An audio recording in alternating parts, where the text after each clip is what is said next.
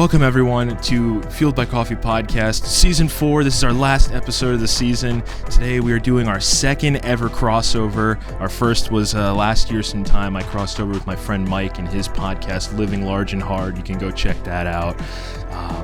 As always, drinking coffee today. I want to get through this a little bit quickly because we got a really special episode. I'm here with my friends Randy and Alex Pio, Elite Enigma Podcast. Guys, what's up? We've been talking about doing this for a little while now. Big fan of yours. Happy to have you on today.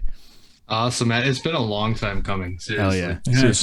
It's been a few months now since we talked about it, and finally we've been able to get the schedules right. We feel honored, by the way. We feel honored that you have us out of all people on the podcast because, you know, we don't find ourselves that special at all. So thank you, Matt, for my two listeners, right?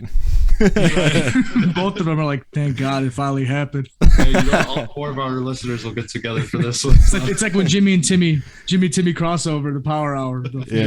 Yeah, there you go. So we'll get into some fun stuff in a little bit. These guys are based out of Chicago, right? Chicago suburbs, but yeah. If you're anywhere near Chicago, you're from Chicago. So you guys are Bears fans? Yes. Sadly. That's a sad life. I'm sorry. How depressing. But the Eagles are my second team. So okay, word. Yeah, this guy's a second team. I bet. I mean, my second team's I guess technically it would be the Broncos because I'm moving to Colorado Springs. So, but I love the Browns too. I'm a big Baker Mayfield fan. I don't know. Wow. I'm sorry. I'm just gonna leave it at that. But so as always, for those who are new listeners, you can check us out on Facebook and Instagram. Go buy some merch. Sign up for our email newsletter. We got some behind-the-scenes content dropping through there. And as always, drinking some sort of coffee drink on every episode. Normally I have coffee, but today this is the second time I'm ever doing this. I got a Macha Latte from Wawa. I like that. So Wawa, please sponsor me. It's got oat milk and mint in it, and I'm really concerned about it because the girl that made it. So I've worked with this girl before, not at Wawa, at a different job, at a warehousing job, and she is a really, really awful worker. So, and she was taking forever to make this, so I really hope it's not fucked up.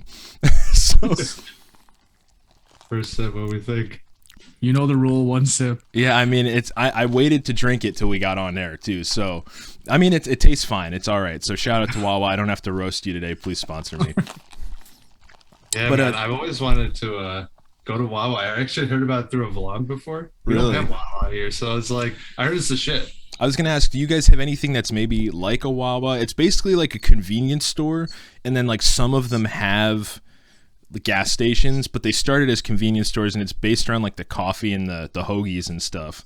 No, we don't have anything like that. I don't think we have anything specific like that. Just like 7-Eleven, but that's like that's nationwide, right? Yeah, we have those. Yeah.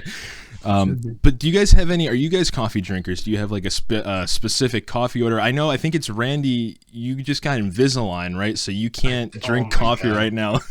Yeah. So like I can, but I can't. Like this morning, actually, I knew I was gonna be on the podcast, so 2 cups of coffee today for me. There you go. But I can only have it like usually in the morning when I'm at home, not going to work, because I want to fuck around, take them out, and brush my teeth and all that. Yeah. But I do love. I'd say from Starbucks, the caramel macchiato's that's hands down the best. Gotcha. Nice. What about you, Alex? I don't drink coffee. Oh, okay. So like I just naturally have to slap myself awake in the morning at 4 a.m. and just go to work. So I mean, water, Gatorade, that's about it. But I don't want to be America running on Dunkin' like you guys. Okay? Nah, dude, I'm okay running on water. Bro, I hate Dunkin'. So really? It's like, I'm not a Dunkin' guy. I prefer it over Starbucks. Maybe that's just because it's the price, but I mean, the one we have where I live really sucks. Like they've gotten our order wrong so many times, and they're really slow too. That's the thing about, like, I don't know about where you guys live, but on the East Coast, it's like everything is super fast paced. So if you're slow, it's like a huge issue. Yeah, same here. Everything's really fast paced.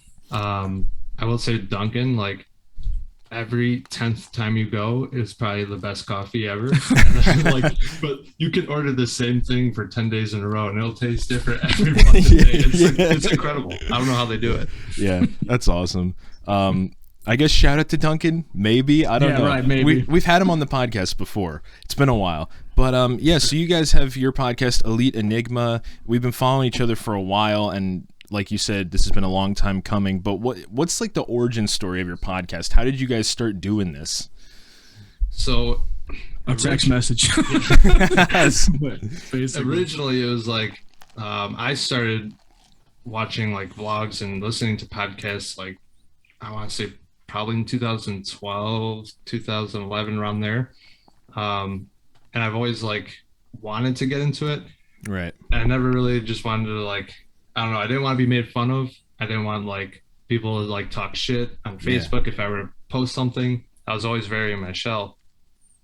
And then after like time went on, I was like, you know what? I really don't give a fuck what people say anymore. Yeah, hell yeah. So during COVID, I was like, dude, we got so much time. Like, we have so much time to do shit. And we hinted about it before COVID, mind you. Right. We just never pulled the plug. Like, we would talk about it, but then, like, nothing ever happened because that's how usually me and Randy get started. We just say an idea, but then a year goes by and, like, nothing gets said about it. Yeah. And finally, during COVID, I was unemployed for, like, 4 months, and he hit me up. He's like, I got the mics. We're doing it. I'm just like, Hell yeah. Like, I didn't even think twice. I'm just like, yeah. Hell yeah. It started with us just kind of shooting the shit in my living room. And then we're like, dude, we should start recording this. Yeah. And dude, I'm like, fuck it, let's buy the mics, let's do it. I'm doing it. Dude, that's crazy. That's kind of how mine started. I was working at the time I started this, I was baking and like frying donuts, and I had to go to work at 2 a.m. And God so bless. Like when you're awake in the middle of the night and you're alone, your mind does some crazy things. And the one night I was just like really inspired and coming up with a ton of ideas. And I was thinking back to some times when people had told me I had like a good voice, like a radio voice or a unique, and it hasn't happened like 1,000 times. There was like 2 or 3 instances. And I was like, you know what? I should start a podcast, just like out of nowhere one night. And I texted a bunch of my friends because I have friends from all walks of life. And I was like, okay, I love coffee, so it'll be centered around coffee, and we can just get together and talk about ordinary, everyday things and, you know, have a laugh about shit. And everyone was down to do it, and like it was just like that. It started with a text. It's wild, you know? Yeah, it goes a long way. I was like, holy shit, man. Like, and then we started recording weekly, and we were putting them out every week. And then they just started adding up, and we were like a year into this thing, and finally, like, over this past year, we got a little burnt out, so we've been taking some breaks. Yeah. Putting them out like once a month, twice a month. Well, yeah, there's a span when we were crazy. Like, we even thought about putting out 2 a week. Yeah. Like, at one point, did we ever do that? I think we almost did. I think we almost did. At some point, we're like, I'd be Tuesday, Thursday, we're going to put it out. I'm like, dude, that's wild. And we did it for like a year straight. And I'm like, but I knew me and Randy were both like hard heads in a way. So, like, who's going to say first that we need a break? So finally, like, Randy, I'm fucking tired, bro. I'm like, I just want to chill. Like, let's chill for a couple months to refresh our ideas, because I feel like it became more of a chore rather than something we like to do. Absolutely. And I don't like that. So I wanted to just chill for a little bit and then regroup and come back. And we've been every other week, let's say, for now. Let me ask you a quick question. How hard for you is it to come up with topics? Oh man, so usually I'll get a whole bunch of ideas going, and that's how I'll kind of plan a season. And like, so I do these almost like a TV show. I record all of them in advance. So like, we're recording this in March. Your episode's going last, so it won't go up till like September. Because I do 2 a month usually. And what I'll do is I'll record all of them and edit them all in one batch, and then just schedule them to go out over a period of time. And usually by the end, I'm like, smart. But dude, by the end of it, I'm like, man, I don't know how I'm going to do another season. I'm like out of ideas. And then it'll just gradually come to me, you know, or people bring ideas my way. Yeah, I don't know, man. Sometimes it's just a shot in the dark, and sometimes it's like my co-host or a friend reaching out. So it really just depends. And it's crazy you said that, because like there's times where we come here structured, and then we still end up winging it like halfway through. Like and then, like the ones where we wing it turn out to be funnier than the ones where we actually sit down and structure it out. Oh, absolutely. Like the structure, we bought a huge whiteboard and everything. We had lasted 3 weeks. Yeah, we had markers. I'd say about a month, 2 months, and we were structuring everything out. We had topics and like things we wanted to hit on. And I felt like those were the hardest ones compared to the ones where we came in with no ideas and we just started talking. Yeah. Right. Yeah, that's how season 3 was for me. Like, the episodes got so structured to the point where I was like, we're trying to cram way too much in, and the episodes were turning out like an hour and a half long. And so I'm trying to get back to basics, where it's just like have a couple points and then just talk and let it build itself, you know? For sure. But I definitely think that's one of the things I really love about your podcast is that I think I texted Randy and I was like, it's so similar to mine because it's like it's just relatable, like everyday shit. Like when you guys were talking on your Christmas episode about someone cooking fish and how smelly, and I was thinking, I was like, every time I go to a diner with Polish whether it's do. dude, whenever I go to a diner, there's always at least one person who has to order fish near me, and you always smell it and you're like, oh, there's that guy, you know, like super just like relatable shit. And I love that, you know, it's exactly what I wanted mine to be like. We appreciate that so much, man. That's awesome. Random note, I'm not sure if you guys have listened or how, like, what you've listened to. Are diners a thing out there? Because like I'm a huge diner snob. That's like, I'm going out to eat, I don't give a shit if it's like, I don't really like the more like expensive or chain restaurants. Like diners are the thing out here for me. Here, I mean, there's a few. It just depends on where you are. But mostly we just have like IHOP and Denny's. Okay. Which is like this fucking chain shit. I feel like everybody knows about my IHOP rule, by the way. What's I don't know the if I should IHOP share rule? it on this podcast, but I will. Go ahead. Share your IHOP rule. And if a woman says yes to IHOP after 10 p.m., it's a booty call. Not just leaving it out there. But yeah, diners aren't really like a huge thing, but yeah, we have a bunch of like breakfast places. I think Gotcha. if you go to like the city, you'd have more diners. Right. Out here in the suburbs, there's just like breakfast spots, like French Cafe and Wildberry and Alexander's. Right. There's a few different places. Gotcha. Word. Cool. Well, now that we got the podcasting stuff out of the way, let's jump into some fun shit. It's funny, I was listening to your episode from last year where you guys were talking about preseason stuff with like football, and you brought up how preseason scores are so unpredictable. And it was right after the Eagles had the game against the Patriots where it was 35-0. I was at that game. Oh, you were? Dude, it was my first ever NFL game too. I know it was preseason, but yeah, I had a couple friends on for the season 3 finale, and they were like, look, Matt, like we really appreciate you having us on the podcast all the time. Our dad has season tickets, and we're going to take you to the Patriots preseason game. And I mean, the whole time, all they did was apologize. They were like, I am so sorry that this is the first game you've ever been to. But yeah, no, I thought it was a funny connection. I was like, damn, I was at that game. And I was just listening to that podcast yesterday. That's so funny, man. Yeah, the preseason games, like, they're so brutal to watch. I feel like they are. Unless, like, I think the only thing that's really cool is being able to see the rookies come on. Yeah. Like being able to see what they're capable of, get their feet wet in the big leagues, but other than that, it's kind of trash. I am a degenerate gambler, however, and I do admit I have placed 2 preseason bets in my life. Oh yeah, for football, and I took the under because that's just a reasonable way to go. Because no preseason, if it's a shootout, someone's getting cut. So I feel like they're just gonna go low scoring and run the ball a lot. So, but yeah, preseason. I think this year in general, not just preseason, a lot of scoregami. You know what that is? Scoregami. Oh yeah, like the unique scores that never happened in NFL history. There's like 10 of them this year. So this year period was like just unique scores like everywhere the whole season. It was wild. Yeah, absolutely. So being Bears fans, you guys, how do you feel about Justin Fields? Go ahead, Randy. I personally like him. I think he's going to be good. It was just mostly the head coach Matt Nagy. He did not have a grasp on that offense whatsoever. He's got a lot of potential. I think it's just they got to get the right playbook for him, get him the right guys around him. Right. Definitely an O-line. The O-line was. They had their moments this year, but they were atrocious in the beginning. Yeah. My thing is basically similar. Like it doesn't matter who's quarterback. If we can't block for more than 2 seconds, it doesn't matter who. Like he's gonna have to run for his life. Luckily, Justin Fields is an athletic ass kid. Yeah. And he looks like he's pretty durable. I mean, he got banged up a lot his rookie year, which scares me because like in a way, get it out the way now. Because when hopefully we can protect him when he's older, but like he's at least athletic. Use his youth now and design a playbook that like gets his athleticism out there in case the O-line does suck again.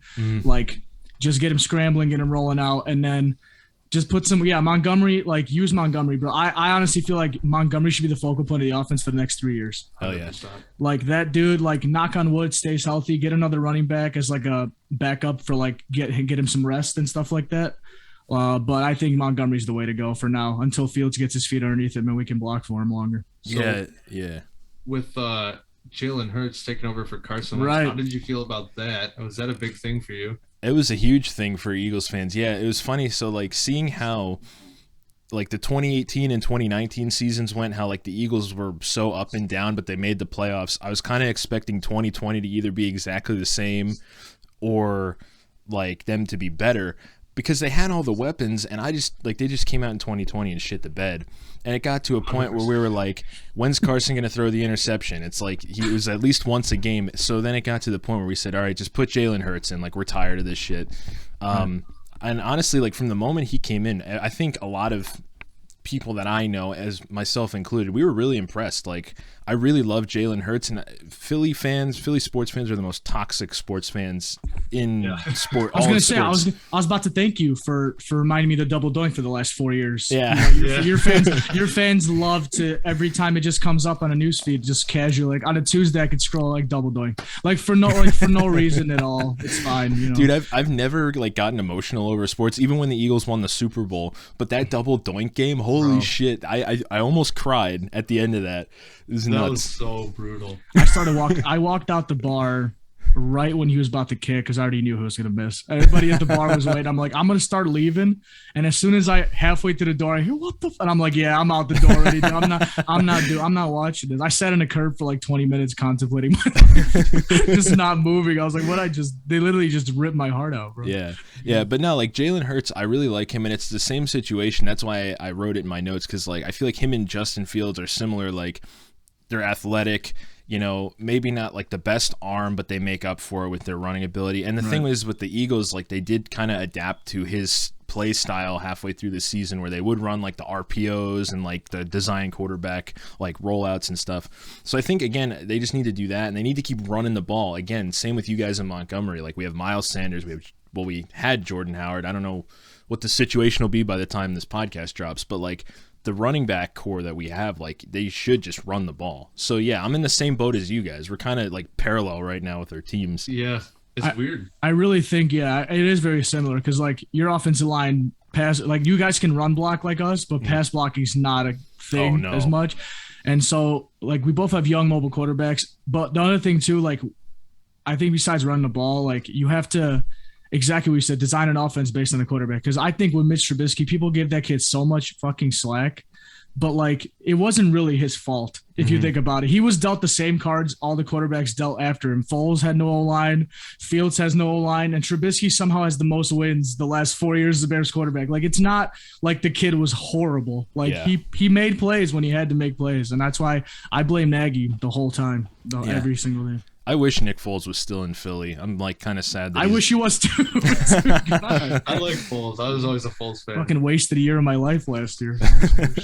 But yeah, so like being an Eagles fan, I fucking hate the Cowboys. In the NFC North, is there any like division rival that you guys just can't stand? Packers, of course. Dude. Okay, yeah, that's right. Because was it Aaron Rodgers that said he owns you? Was that the Bears? Yes. Okay. Yes, thanks, Matt. Yeah. He has part stock in the fucking Chicago Bears. Yeah, it's like, well, growing up for me is always a little different. My brother grew up a Packers fan.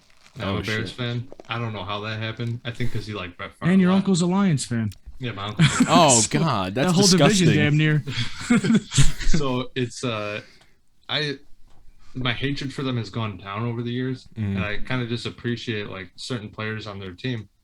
But obviously, I'm a Bears fan first, so it's like still fuck the Packers at the end of the day. Right. And that's why like when I was a kid, it was Brett Favre. I can never hate Brett Favre, but I hated the Packers. Like Rodgers, I hate him like to the fucking core because he's so good. Yeah. Because he costs me years of my life because he always beats us. Like if he wasn't horrible and the Packers still won, that's just testament to how ass we are. Yeah. But we just always lose because of one guy. Like that one guy literally does own us, and I can't wait for him to fucking retire. And hopefully this year or 2 years from now, so I can be at peace. But it's horrible, man. They literally, I've never seen a team own us more than Green Bay the last 15 years probably. Yeah, that's how it feels like with the Cowboys, because it's one of those things where like every time the Eagles are going to play them, you're like, all right, maybe this is the time that, you know, it goes better. And then all they do is like run the, like Zeke Elliott, I hate him. him and Dak Prescott are like two of my least. I fucking hate them because all Zeke Elliott does, they just run like dives up the middle, and he does the stupid fucking like eat, you know. Oh, dude, he gets 6 yards and does that yeah, and that's all they do is just run the ball on the Eagles the whole time, and it's so frustrating. But it's got to be relieving knowing that they still choke when it matters, and they choked again this year. Dallas Cowboys. So it's good. My other co-host Tommy, he's a Cowboys fan, and I remember I texted him when the Eagles were playing the Cowboys that last week of the season, and he was like, "Bro, it's the it doesn't fucking matter bowl." I was like, "Yeah," because the Eagles were playing their third string players. And you guys made the playoffs already at that point, right? Yeah. You guys had the Bucks. Yeah. Which, by the way, sorry, first round exit because you had Tom Brady. Yeah. Talking about pass blocking, holy shit! Jalen Hurts had like a 0.25 seconds to drop back, and then the whole pocket collapsed. It was awful. It was so bad. Rip. But yeah. So I wanted to bring up, you guys did an episode. I don't think it was too long ago where you did it like a sandwich bracket where you kind of put different sandwiches up against each other. Do you want to like talk about that for a little bit? Because I did something similar with diners. So basically, we kind of I would say, like once a month on average, I always try to find a bracket. It kind of just started with me just like trying to fill in time for a podcast. I think the first one was like a Disney Pixar one. Or something like that. Yeah. And like every month I would just be a new one. And I found sandwiches because I love sandwiches. I can live off the bitches to be honest. But like I was like, you know what? I want to see what Randy thinks. I think it was like Italian, like it was like Philly cheesesteaks and like Italian, like those stuff like that. And we just went through them, and I think we had different opinions on that one. To be honest, we usually get to the same like level, and then it gets to like the semifinals, and we always have one different one. So it's at least we finish different, you know. Nice. Yeah, that's kind of how the Diner Wars one was. I did it with my brother-in-law. He's 10 years older than I am, so he's kind of like been doing the diner thing longer than I have. He's a veteran. Yeah, he's a diner vet. But we, since he and I have been going to all these diners together, we kind of had we're always talking about like, well, comparing him to like this diner to that diner. And I said, why don't we just do a podcast about it? And it ended up where like our lists were a lot closer than we thought they were going to be. And it came down to like the final two, like they were flipped. But yeah, so you guys, I know you were talking about, I think Randy was talking about the Philly cheesesteak over the meatball sub, right? Yes. Yeah. Okay, so are your Philly cheesesteaks like normal out there? Because I know when I was visiting Colorado last summer, they don't know what it's so funny. Dude, it's so funny to see like what they think a diner or a Philly cheesesteak is like out in the West, because they have no clue. Yeah, I'd say it's probably similar here too. They don't like. I watched Prank versus Prank. Do you know who they are? Yeah, I've heard of them. Yeah, so they used to have a vlog, and I used to watch their vlog all the time. They're from Philly, and they'd always go to get Philly cheesesteaks, and I'd see that, and then I'd see the shit that they're offering here. It was so disappointing because like there's no comparison, but I still love the taste of it, and I've made some at home before too. Yeah. I love the taste of it, so I can only imagine how good it is in Philly. That's why I always I'm like, okay, I know it can be so much better. It's gonna fucking demolish meatball stuff. And that's why, like, going back, like, comparing it to like when I used to watch Eagles games when they show like Sunday night or Monday night, and they always zoom in on a guy making a Philly cheesesteak. I'm like, God damn, I would love that shit right now. Like every time a Philly plays on TV, they always show a guy making cheesesteaks. Like every game, dude. Like, what's your favorite Philly? Dude, so I honestly, and this is a sin. I mean, so I'm not from Philly. Philly's like an hour and a half from where I grew up, but I've been to Philly, and I've never actually gotten a cheesesteak when I've been there. I don't know. I've gotten them from Wawa before. They're pretty good. I've heard, Wawa, man. No, so I've been told that like the big two, Pat's and Geno's, are more like tourist traps, or not tourist traps, but like tourist attractions. You should go to like a more mom and pop, like small place. I've heard Jim's Steaks on South Street is really good. My fiance and I, we were gonna go last time we were there, and it was like we were all the way at the other end of South Street, and I was like, do you really want to walk all the way down that way, because we have to catch a train back up home, so we didn't end up going. But yeah, Wawas are pretty good. But the reason I bring it up is when we were in Colorado, downtown it was like East Coast Diner, like that's literally what the restaurant was called on the main street. and their special of the day was a Philly cheesesteak, and I kid you not, it was just like roast beef with queso and shit, and I was like, that's completely wrong. That's a Jimmy John's sandwich. Oh, fuck Jimmy John's. Yeah, it was just nasty. We have the Chicago hot dogs and Chicago style pizza. Oh, dude, those are so good.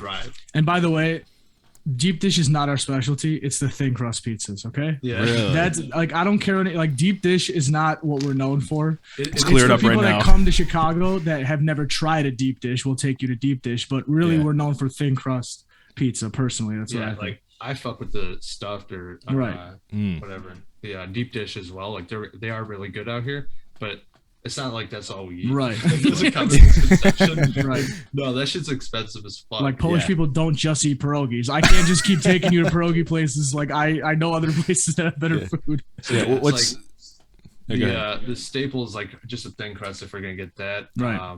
But like nothing close to like Papa John's or anything like that. Fuck that. That's horrible. Oh, dude, Papa John's. I've had Papa John's 3 times in my life, and it either gave me diarrhea or just totally fucked my intestines for like 3 months straight. That's why Papa John's so skinny, bro, because he shits his brains out every goddamn time he eats his pizzas, dude. That and Little Caesars. Little Caesars is like eating nuclear waste. It's awful. Hey, it's $5, bro.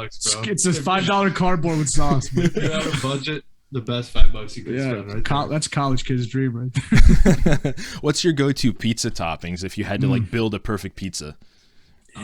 I'd say for me it's pepperoni. I'm good hands down. Yeah. Like that's straight, like that's all I need. Pepperoni and cheese, that's it. You know what I actually got used to recently? My dad put me on this. It's Italian sausage and onion. Ooh. That's fire too. From this place called Joe's Pizza, which is like a local, which by the way, anything food truck or like mom and pop, by the way, is like that's the best shit. I think we all can agree on that. Like if it's not like mainstream, but it's like under the radar, those are the best like types of places I like to go eat. Like absolutely. Gene and Jude's hot dogs, they are the staple here. Like that is the shit. If you want a hot dog from Chicago, go to Gene and Jude's. It's gonna make you feel really fucking like greasy in your stomach, and like you're gonna feel a little fucked up, but it's so good. Yeah, cure a hangover. Damn, I'll definitely keep that in mind. I would like to, like I said, I'm in the process this summer of moving out to Colorado, and like that opens up a whole other area of the country for me to explore. So I'm hoping to get to the Chicago area at some point. I actually have a friend who's living there right now, so definitely want to get out that way. Oh. Hell yeah, well hit us up when you're out for here. sure, bro. Hell yeah, that would be super cool. So I don't know if it shows, but I'm wearing for you guys my CM Punk t-shirt. Oh, we today. see it. It's beautiful, man. Awesome. Love it. But so tonight at the day of this recording is actually the AEW Revolution pay-per-view. Have you guys been keeping up with like the pro wrestling world at all recently? It's been tough. I've had so much going on lately. I keep up with it like from Twitter and YouTube and stuff. Right now, I haven't been able to watch as much as I'd like to. Gotcha. And it's actually funny you mentioned it. We were just talking before we got on, and I'm probably going to be moving on the week of WrestleMania and also my brother's bachelor party. So I don't know how the fuck that's going to work, but it's going to be on in the goddamn background. That's how it's going to be. We can't miss WrestleMania. But first of all, how do y'all feel about the 2 nights thing? Compared to like when we were kids, it was like a whole 5-6 hour thing. Now they're doing like 2 days for like 4 hours. Yeah, honestly, it's rough. It's long, doesn't it drag? Dude, so I don't know if I would rather have it like 2 days of just wrestling or like that, one and done. Everyone comes over at like 3 p.m. on Sunday. You get dinner at 4 p.m. The coverage starts at 5 and it runs till midnight. Like that's how it was for a while. It was, yeah. They were getting like to be 6 hours long on fucking Sunday, and that was just. At the end of it, you're like, holy fuck, man. I'm drained just from watching all this shit. But then like the 2 days things, like you forget sometimes that it's Saturday and Sunday. So it's like, fuck. So then it's like two days of 4 hours. So it's the same damn thing almost. Yeah. But I mean, when you're a kid, you don't care. I mean, you can watch that shit all day. Hell yeah. But I do like what AEW is doing. Yeah. I just saw Tony Khan bought out Ring of Honor. That's right. Yeah. That's huge. He's gonna get all the indie guys in AEW, man. Yeah. They got a lot of exciting stuff. It was so crazy to see CM Punk come back. I still can't get over that. Dude, that was the biggest thing. Did he have his match with MJF? Yeah, that's tonight. Yeah, that's tonight. Okay, that's okay. Because they've been talking trash for like months and stuff. Which those promos are awesome. They're total. CM Punk on a promo made me like damn near tear up. Did you guys catch? I actually saw this too. So back in Ring of Honor days, CM Punk cut this promo and basically saying he's the devil himself. Right. He fooled everybody and that he's the snake and all this stuff. Fast forward to AEW, MJF cut that same exact promo on CM Punk. Wow. Oh shit! Didn't even peep. That's awesome. When he beat him up and he was all bloody, he was saying that into the mic. He said the same exact words, word for word. Damn. So it's like a whole circle. It's pretty crazy. They got a good promo thing going there. AEW's WWE better be careful, man. That's all I'm gonna say. Like if they don't start, like stop pushing Brock and Roman down my throat and just get these young guys going. Because if you don't, AEW's gonna I'm not saying it because it's gonna be tough to do with the money WWE has. Yeah. But I'm saying it's gonna be a lot closer than people think if WWE doesn't get going here with their talent. Yeah. I think the big problem with WWE, and we actually talked about it earlier in the season, it's just it's AEW AEW's less safe. It's less predictable. It's more like it's a wrestling show, whereas WWE's like a television program. It's you'll look at the. I don't want to call it a timestamp, but like WWE, they'll have 3 hours of TV and there'll be 20 minutes of wrestling. Whereas if you look at AEW, you'll get an hour of wrestling and that's it, So it's, I don't know. And I like the promo thing you brought up is a good point too, because I don't think their promos are scripted. They just let the guys kind of go out there and say what they're thinking, which I think it's hugely beneficial, Yeah. Chris Jericho on his podcast, he was saying that they kind of, they just let them do their own thing. They don't write the script as much for the promos, so they just go out there and kind of shoot from the hip and see if it lands and if it doesn't or if they flop. But I think that's the best way because if you go back to early WWE Attitude Era, they were just kind of going out there and hey, fuck it, we're gonna just do our own thing, and it worked. Yeah, and I agree. I don't know if you guys listen to Pat McAfee at all, but he just had Vince McMahon on, and I listened to that interview, and it's so shitty because I grew up loving WWE. As a kid, I got into it. I was totally I loved it, and now that I'm an adult, it's just the luster has worn off, and AEW kind of resurrected my love for wrestling. But listening to Vince McMahon talk, and you hear all these stories about what an asshole he is and how he's just closed-minded, and then he has this interview, and I'm he seems so human, but I don't know if it's just an act or not. That's the tough part. I think it was genuine, honestly. I watched the whole thing. I watched it when it was live, and I only got to watch a little bit, and I came home and watched the rest later. Yeah, the whole thing, and I feel like he is genuine, and he's just a fucking great businessman. Oh, hell yeah. He really is. He understands it. And I feel like it's hard for him to, appease or, get everybody's attention. You can't please every person on the internet. Right. That's the hardest thing. So you're obviously going to have some banter there, but I feel like he's still got it. I think the one thing about Vince is when he was younger and it was the 90s, and when he was the Monday Night Wars, he had to kind of be all right, we're going to lose ratings. We have to be Attitude Era. He's good at adjusting the era to the product, to the fans. Does that make sense? Yeah. Which is good or bad, because when they went PG and they made it towards kids and merchandise, and John Cena was wearing orange bright t-shirts, I lost it. I can't do that. Yeah. But kids loved it. And so he just went with it because it made money. He's all about the money first. I hate saying it. And he kind of, as he gets older, but I think if Triple H takes over, we might start seeing more of the AEW type, maybe. Because Triple H is more of the wrestling mindset than Vince, I think. Definitely. Yeah. I went to see an NXT show. It wasn't a taping. It was just one of the live events a few years ago. And it was one of the best wrestling shows I've ever seen. NXT, before Vince took it over, was the shit. And I think the only reason why their ratings dipped was because of AEW, because AEW is just, it's new. People want to see it. Yeah, it wasn't even the NXT product. I don't think it was at all. No. They were putting out some good shit, but just AEW is new, so you're obviously going to get that crowd over there. Do you guys think, because my first experience of wrestling was the Invasion angle, and when I was a kid, it looked awesome. Looking back when I was 6-7 years old, I was oh, this may another two brands are trying to take over and it's a war. Yeah. If they did that with AEW, you'd understand the amount of ratings that would generate. Oh my God. I don't think Vince wants to from because he has too big of an ego. No, we're the best, we're number one. But dude, that would sell. Like right now with Jericho and Cody Rhodes and those guys on the other side knowing that they really hate WWE because like they didn't let him shine.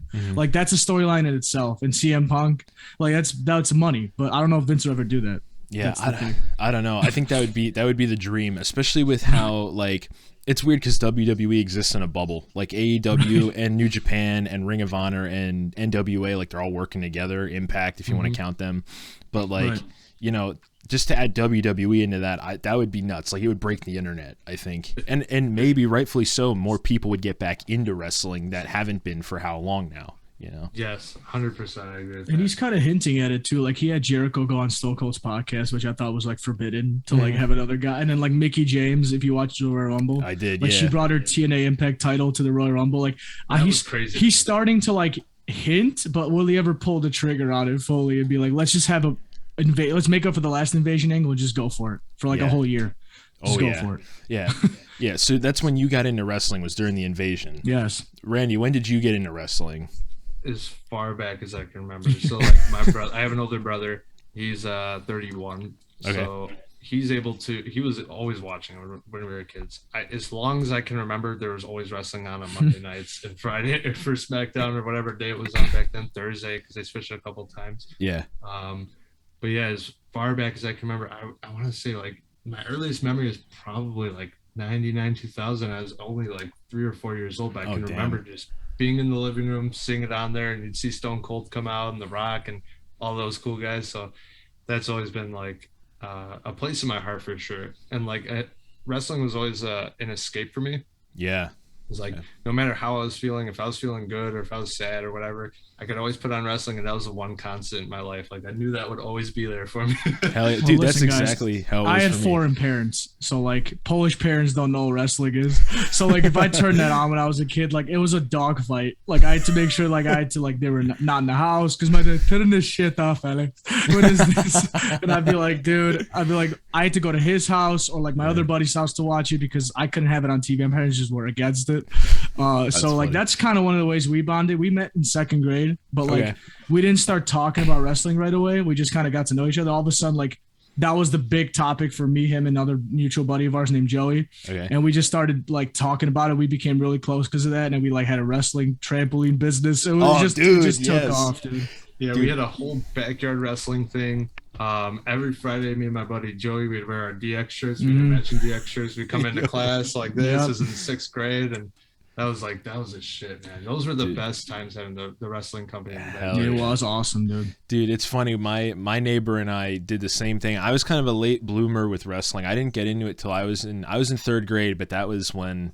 Damn, I was in 3rd grade in like 2006, 2007, around that time. Good era, though. The good year. That was a good year. Dude, yeah, hell yeah. Well, and like, it was one of those things where I had played like a SmackDown game, but I didn't watch wrestling. So I all I remembered was Rey Mysterio because he looked like a superhero. And my neighbor moved in next door from New Jersey, and he was like, oh, dude, like, you know, talking about wrestling with me, and I was talking about this guy with the mask, and he's like, oh, it's Rey Mysterio. And then we started the same shit. We did like the trampoline thing, the backyard thing in my backyard. We had our own characters. It was nuts. Yeah, our own gimmicks. Yeah. I was the dominator. I work like a big man. I would describe myself as like a short, pudgy, like Dave Bautista, like a fat Dave Bautista. Yeah. Like a mixture of Big Show in there, maybe. You know, if I wanted to work like one. Yeah.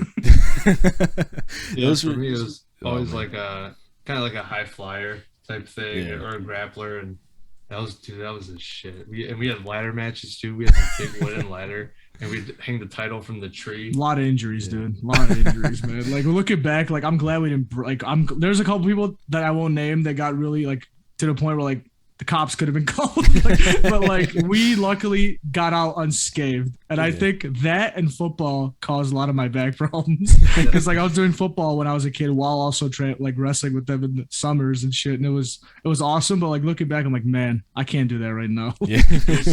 This wooden ladder we had.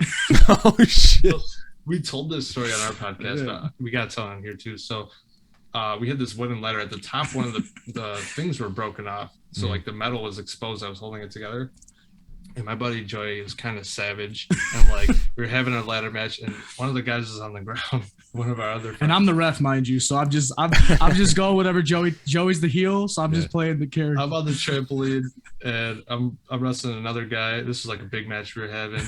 Alex was the ref, and my buddy Joey's on the outside of the ring with the other guy, and he just tips this ladder, and it was like slow motion. Dude. You just see it crack him right in the back of the head, and he was like gushing blood. We were like, oh shit. Just like, holy shit. And like he had to go to the hospital, get stitches. I called the match. I called. I was like, because the business part of me is like, all right, come on, let somebody pin him. And then I'm like, all right, just call it. We're done. Damn. It's funny.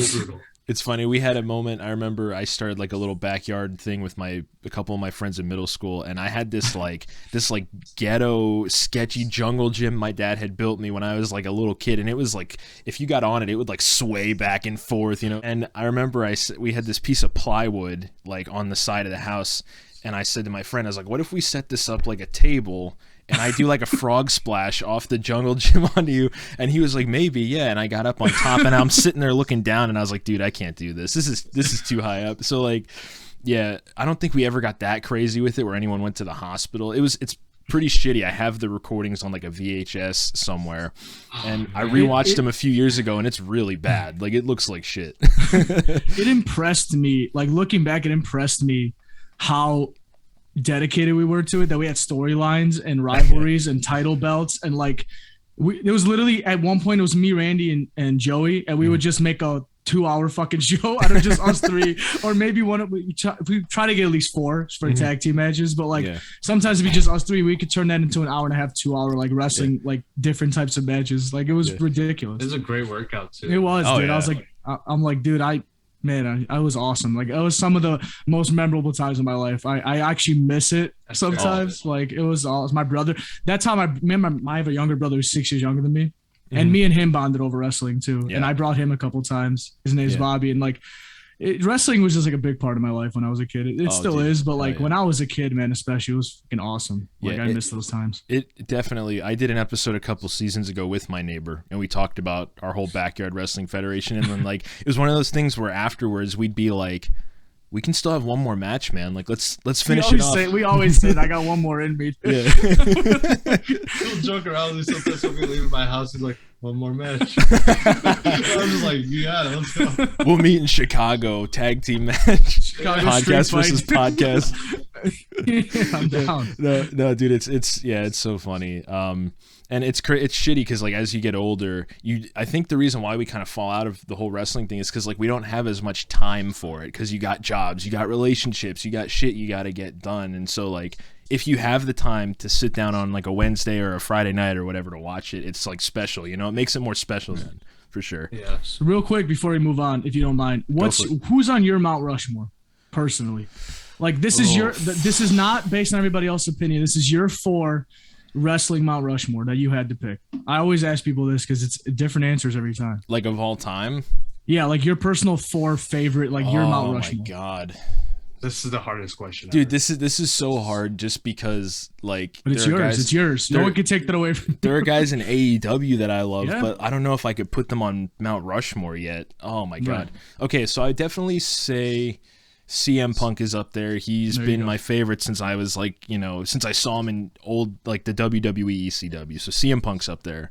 John Cena for sure, just because I think he is wrestling's last megastar. Like, yeah, you might talk about Brock or Roman, but like I don't think they're at that level that peak Cena was at, So definitely CM Punk, John Cena. Fuck. Yeah, oh my god. That's why I gotta ask. We might have stumped him here. I got him. Dude, I wasn't prepared for this shit. It's on the ropes. I don't know. Would it be a sin if I put Kenny Omega up there? Because everything he does is it's your 4. Okay. Your list. I would put Kenny Omega just because everything he does is consistently good. And then, oh man, probably The Undertaker. I was gonna say I was waiting for it. Damn. Because thinking about it, there are so many guys I love, and like you could put The Rock or Stone Cold up there, but like if you look at the longevity of The Undertaker's career, like how many years he did it, and like towards the end it wasn't good. His in-ring stuff was the Boneyard match. Everyone hated on that. I loved it. I thought it was super awesome. cool. It was great. Yeah. That's an awesome way to go out especially because he didn't want to have an actual match. But that cinematic type was like Clint Eastwood, old cowboy, like Western story was awesome for him. Yeah, but just if you look at like, I feel like, and I said this earlier this season, WrestleMania has become significantly less special to me since there's been no undefeated streak. Yes. And because that was like every year it was like, is he going to lose? Like the stakes are even higher now. And then also like the Money in the Bank match going away, but that's besides the point. But like the Undertaker, just the longevity of his career and like the levels of success he's had and just how consistently good he was for so long, he has to be up there. So for sure, CM Punk, John Cena, The Undertaker, and then Dark Horse Kenny Omega, you know, just because. Go ahead, Randy. Yeah, for me, I'd say my top guys would be CM Punk for sure again, Stone Cold. Okay. I think his whole thing was groundbreaking, and he led that company for such a long time. For sure. Yeah. John Cena has to be in there too, because like you said, last megastar, and he carried. He carried. Even when that TV was so, there was some parts where it's so garbage. Yeah, they put it all on Cena's back, and he just fucking ran. You know his ass can carry that shit too. Strong as fuck. Yeah, and then I'd say Taker too. So yeah, we're very similar on that. I'd say Taker has to be in there, and then just swap the Kenny Omega for Stone Cold. But yeah. I would say two. I agree both of you on two of them. Cena and Taker to me, and for same reasons. Just like nobody else could play the Undertaker but Mark Calloway. I'm 100% convinced that nobody could fit that, especially for 20 plus years, 30 years of that gimmick, changing it up every 5-10 years as you saw. But like the core of it was Mark Calloway. Like nobody could play that character better than him. No. John Cena, for the reasons you said. When wrestling was boring and I didn't watch it, I know that dude was carrying that company, waiting for it to go back to like normal standards. Now he's gone. Everybody misses him. Ironically, you don't know what you have till it's gone. But like, I would say Shawn Michaels to me. Oh, dude, I forgot about just Shawn because Michaels. He's the one person when I'm a kid that like I caught myself crying when he won damn near. Like this dude was the biggest underdog ever, besides Rey Mysterio for like obvious reasons. Like Shawn Michaels, the way he wrestled, like he was always like his back. We all know the back issues. Like every time somebody gave him a back break, I was like, oh, like Shawn's like probably dying. Yeah. Like he sold his emotion was like on the screen. Like I thought I was watching him like actually suffer and stuff like that. Every time he won, I was like, oh my God, like he just won. And I would say, The Rock for me. Like I love Stone Cold, but like for me personally, The Rock, because that's the one person I gravitated towards when I was a kid. Yeah. The invasion angle, like the Survivor Series 5-on-5 was like the first big pay-per-view I watched. And The Rock's charisma, like you could tell back then he was gonna be a movie star. Like that dude just naturally gifted everything he did in the ring and on the mic, and like it was awesome, dude. Yeah, definitely. I've always been more of a Rock person too, just because like I grew up like 5 minutes from Bethlehem. And he grew up in Bethlehem. He went to Freedom High School. So, like, it's always been The Rock grew up here, you know? So, like, that's always been the big thing. Now, if I had to ask you guys a question, and I know we've all been watching wrestling a long time, is there one match in particular that sticks out as, like, your favorite of all time? One that you're like, that's the one. It's another one. I got it. This one I've watched fucking, man, I'd say probably like 100 times. I have it on the DVD, too, the Undisputed title or whatever, the WWE title history. My favorite match is Triple H versus Cactus Jack. Oh man, street fight. That's a fucking great match. That match was fucking awesome. Royal Rumble 2000. Yeah. Okay. And they just beat the shit out of each other. It was like really good storytelling, and it was just it was fucking awesome. Oh man, that's tough out the gate. It's a lot, man. I would probably say The Rock and Stone Cold WrestleMania 17. Damn, okay. Because the battle of like wills, like both of them, and then the heel turn at the end from Austin shaking McMahon's hand like to seal it off, like amazing. Like that whole build up with if you go on YouTube and you type in best like promos, like feuds, that's always number one, because like the Limp Bizkit in the background, My Way, like they sucked you in, and then they didn't just suck you in for like no reason. Like the match exceeded even the expectation that you put on. It was awesome, dude. Yeah. It's interesting because we talked about this, my co-host Tommy and I, we talked about that trio of Rock and Austin WrestleMania main events, and like I've always leaned more towards WrestleMania 15 as my favorite, and I guess I always thought 17 was lacking something, but I said it probably is because I didn't see it live, you know, so it was kind of like it didn't have the same effect on me. Right. But yeah, I would say 15. I like 15 a little better. What was the third one? Was that 19? That was 19. That was Stone Cold's last match. Yeah. Yeah, he was on his way out. That one was a good match too, though, man. That was like, they had a perfect trio of matches. You know what else? Like, and that Cactus Jack one's fucking sick. Like Cactus Jack and Triple H, like the most underrated ride. I don't know why nobody talks about that string of matches they had. Like the Royal Rumble, No Way Out, the Hell in a Cell, was it? Yeah. That was on like Cactus Jack and Triple H like beat the crap out of each other for like two straight months, and nobody even batted an eyelash. But Shawn Michaels and Triple H at SummerSlam 2002 was probably up there for me. Was that the 3 Stages of Hell? No, that was Armageddon. That was the street. Too. That was the unsanctioned street fight when Shawn just came back after his 4-year hiatus, and it was like literally like the ref couldn't do anything about it, and he was just beating Shawn's back for like 40 minutes, and then Shawn did a roll up for the win. It was awesome, dude. Yeah, it was crazy. Damn. Yeah, no, definitely. I forgot about Shawn Michaels, man, because it's ironic because whenever I've had to think about like what my favorite match is, it always comes around to that first time him and Undertaker wrestled at WrestleMania 25. That match blew me away. One of the last matches I think I ever remember having me on the edge of my seat. Like, he kicked out of the tombstone. Like, how the fuck is this going to keep going on? He kicked out of the Sweet Chin Music. Like, oh my God. No match has really The cameraman got fucking lit up when Taker almost botched that dive, dude. Yeah. Oh, man, that was crazy. Yeah, I'd say some honorable mentions for the Mount Rushmore and also the matches would be the Shawn Michaels versus Undertaker matches. For sure. Triple H versus Undertaker matches were awesome too. But for the Mount Rushmore, I'd say Chris Jericho for sure. He's always been honorable the longevity thing. Honorable mention for sure. He actually lost a bunch of weight. I don't know if you guys saw it. He was getting thick. He was getting thick. Yeah. He was good. I think he saw himself in the mirror. He's like, God damn. He's like, I'm dumpy. He must have hit that DDP yoga for sure. Well, like CM Punk too. Like he had some great matches. Like him and Cena and Money in the Bank, 2011, when he kissed the title away goodbye, and everybody thought he was leaving, but we knew he wasn't because like there's no way you're gonna let him walk. But still, like back then, I was like, damn, that's a big match. I would probably say John Cena had a nice little run of like WrestleMania main events where like he beat Triple H and Shawn Michaels back-to-back WrestleMania, and both those matches were good. And I think people saying Cena can't wrestle pisses me off. He doesn't just have 5 moves. Like that dude, when he gets his ass whooped, he sells it just as good as when he's whooping somebody's ass. Like John can put on a story. Like I don't know why people don't talk about that enough. But yeah, for sure. I always remembered like some of CM Punk's matches in ECW as well. Like I remember when he won the title from John Morrison. That was another one of those matches where I was like, I was 10 years old at the time, but it was so good, and it consistently, like, I love it to this day. Yeah. We actually did an episode, I think we talked about our favorite matches. Nice. So, plug, for those who haven't listened, for those who are wrestling fans, go check that one out. But I'm surprised we haven't done that. No, we need to do. He's like, man, maybe we should just start talking about wrestling. Like, bro, I know there's so many wrestling podcasts, but we could go for hours about Hell yeah, for sure. So I guess we'll start wrapping up now. I wanted to ask you guys, because on one of your podcasts, you talked about one of you probably me. One of you at your job has someone who keeps shitting on the toilet seat. Oh, that's Randy. Oh man, never mind. I thought it was me.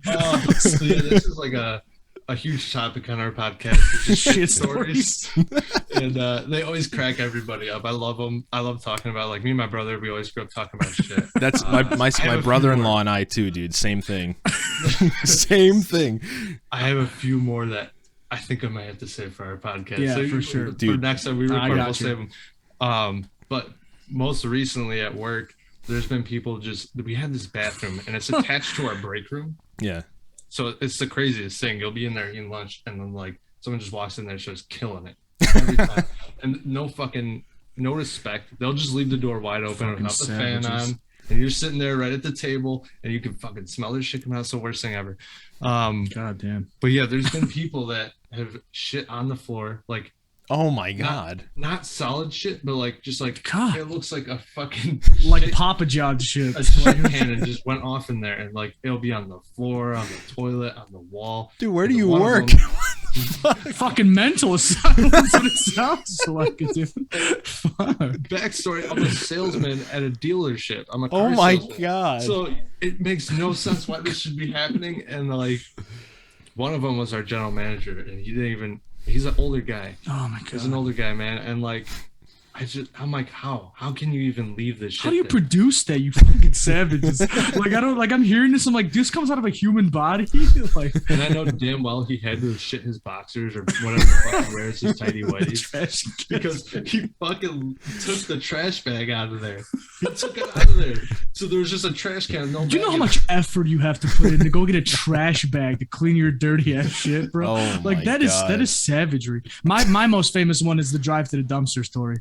Okay. When I had no water in my fucking place I was living at for like a night, and I couldn't, and my mom told me like, you better not take a fucking shit, and I was like, I won't. I had like fibrous cereal, and all of a sudden I'm like, oh shit. Oh yeah. And I just look at the fucking garbage bag underneath the sink. I was like, just hover and shit in the bag. And then I fucking, because I tried so hard to go to someone's house, and I was like, every time I got closer to my car, my stomach's like, nope, you better not drive. And I'm like, oh my god. So I was like, fuck it. And I tied it, put it in the truck, drove it to a dumpster, tossed it, and then it went back. It was awesome. That's brutal. That's so rough. Oh my god. I don't know if I've ever experienced anything that bad like where I work. That's why it was so like shocking to me, and I had to ask about it.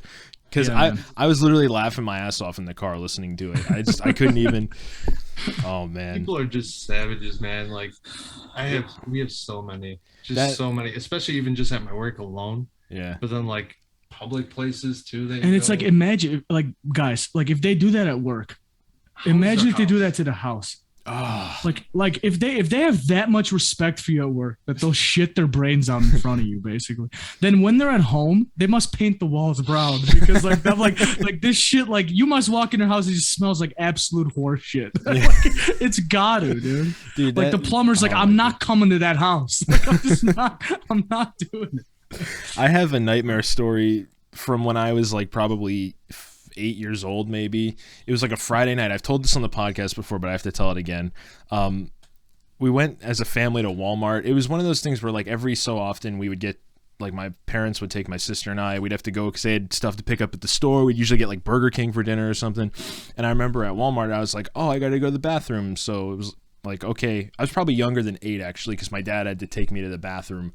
And I remember it was like one of those things where one of the stalls was out of order, and I had to poop too.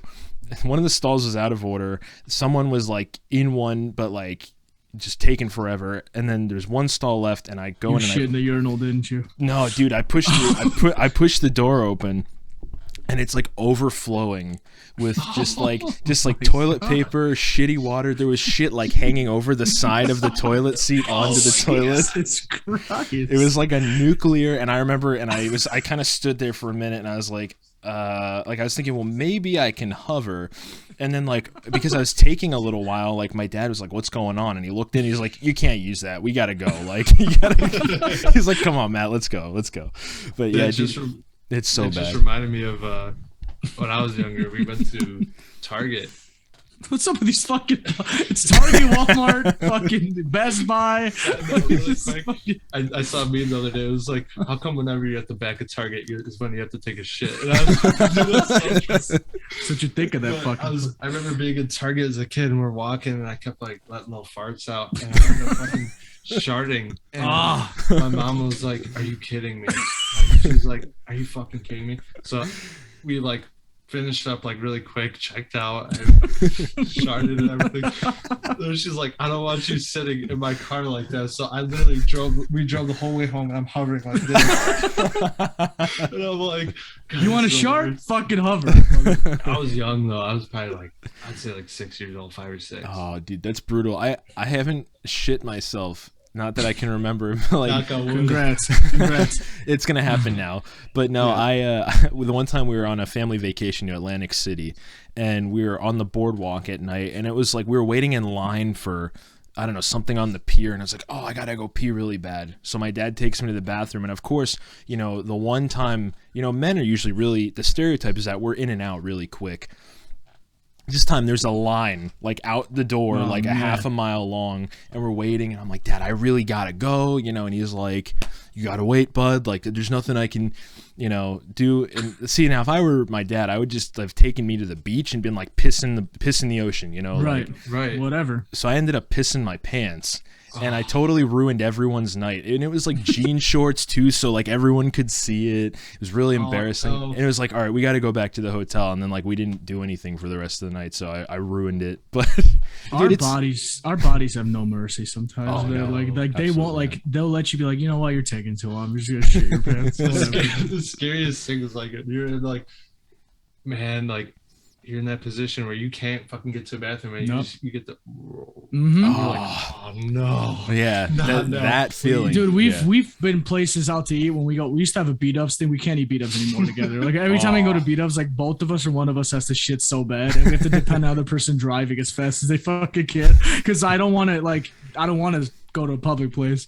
And one time, man, I was fucking sweating. Like in the passenger seat, I'm like, Randy, like, I'm gonna ask you to pull over in about 5 minutes. And thank God he lived next to me at the time. Yeah. So like, I just like, dude, honestly, go to your house. I'll run from here. Like, I don't even trust the extra 2 minutes to go around my fucking cul-de-sac. Just park and I'm dipping to my fucking house. I just started running, dude, sweating. I think my proudest achievement. I don't want to shit in this house either, by the way. I have more respect for Randy than that. The proudest achievement of having to hold it was when I started dating my girlfriend last year. Dude, nothing's. Oh, dude, yeah, go ahead. It was like 2 or 3 weeks in a row when we first started. I'd go over to her house and I was making these home chef meals, and like my body was adjusting to like eating at home versus eating out, and like it would fuck me up. And I was cooking with a lot of olive oil too. Sludgy shit, bro. Dude, I'd always use the bathroom before I left just to make sure.